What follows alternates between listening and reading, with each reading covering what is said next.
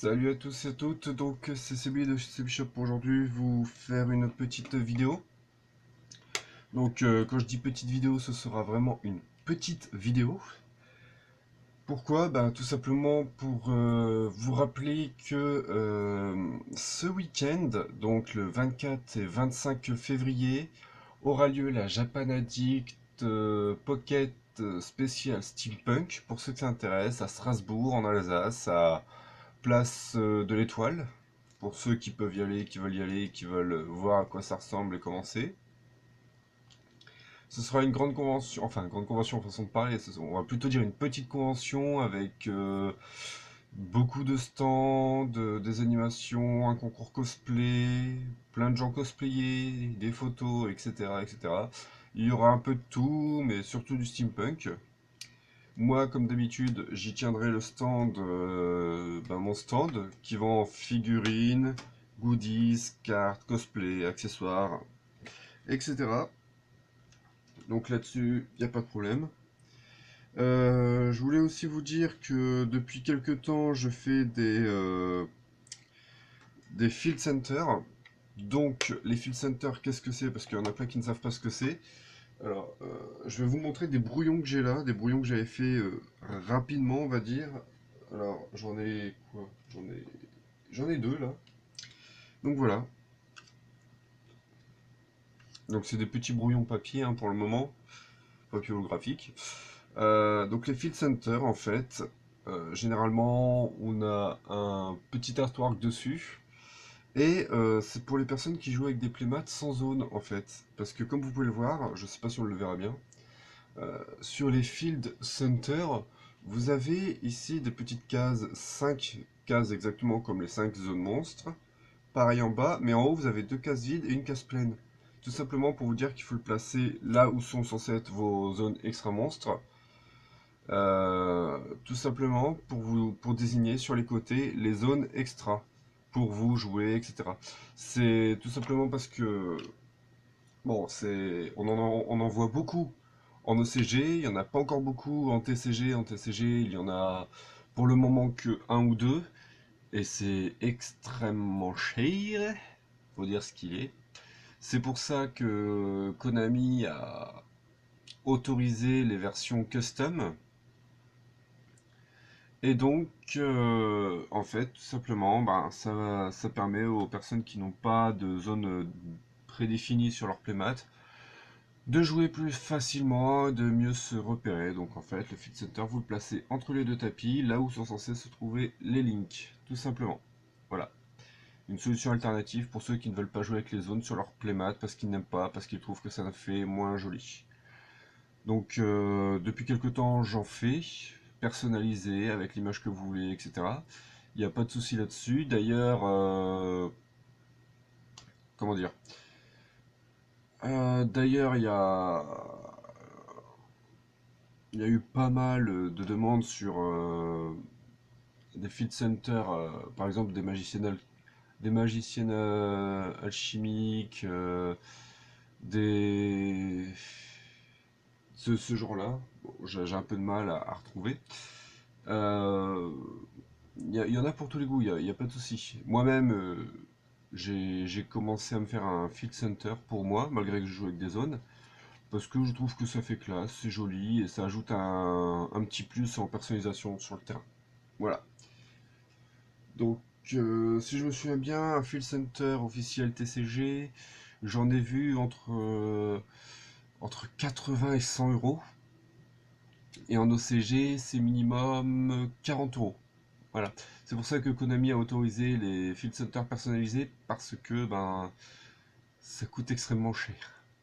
Du coup, depuis quelques temps, j'en fais en commune et en super et j'ai relativement pas mal de commandes. Donc pour ceux que ça intéresse, n'hésitez pas à me demander. Voilà, il n'y a pas de souci, je pourrais vous les faire sans problème. Bon, ensuite, j'aimerais vous parler de quelque chose. Il y a quelques temps sur Facebook, j'ai trouvé comment dire, un vendeur, un particulier qui revendait des dizaines et des dizaines et des dizaines de movie packs. Alors quand je parle de movie pack, je ne parle pas des movie packs du dernier film de Yu-Gi-Oh! Non, non, je parle vraiment premier film Yu-Gi-Oh que l'on a connu, c'est-à-dire La Pyramide de Lumière. Pour ceux qui ont connu, c'était un film de 2001, je crois. Et donc du coup, cette personne vend beaucoup de movie packs. Alors j'ai eu des doutes au début parce que je trouvais ça un peu bizarre, puis je lui ai demandé des explications de comment il les a eus, etc. Et je me suis dit, tiens, je vais tester. Donc j'ai pas pour habitude de faire ça, mais j'ai décidé de tester, de voir à peu près ce que c'était, ce que ça valait. Et je les ai reçus ce matin. Voilà, je les ai reçus ce matin même. Et j'ai décidé que ben, je vais vous en ouvrir un. J'en ouvrirai qu'un seul, car il y en a un que je garde pour la collection, et l'autre que je vais vous ouvrir pour vous montrer à quoi ça ressemble, tout simplement. Alors, avant de l'ouvrir, je voulais vous dire, généralement dans ces movie packs, on pouvait trouver soit un magicien des illusions des ténèbres, ou un... Non, je crois que c'était un sorcier des ténèbres, pardon. Soit un Watapon, si je me souviens. Euh, soit la pyramide de lumière en elle-même. Ou alors, on pouvait avoir la chance d'avoir le... Comment dire? Le dragon blanc aux yeux rayonnants. Donc c'était la seule, et je dis bien la seule super de tout le movie pack. Donc si on a la chance de l'avoir, franchement, ce serait vraiment pas mal. À savoir que les movie packs en anglais ne valent pas grand chose, ils valent entre 1,80 $, 2,50 $, voire 3 $. En France, on n'en trouve plus aucun. Il n'y en a plus un seul. Donc, allez savoir la valeur que ça a. Cette personne en a énormément. Donc, ça doit être les derniers movie packs qui restent en France en bon état scellé. Donc, je pense qu'il y a de quoi s'amuser. Et franchement, ben, il y a de quoi faire. Il y a de quoi faire. Donc, voilà. Donc, je veux vous les montrer. Hein, les voilà.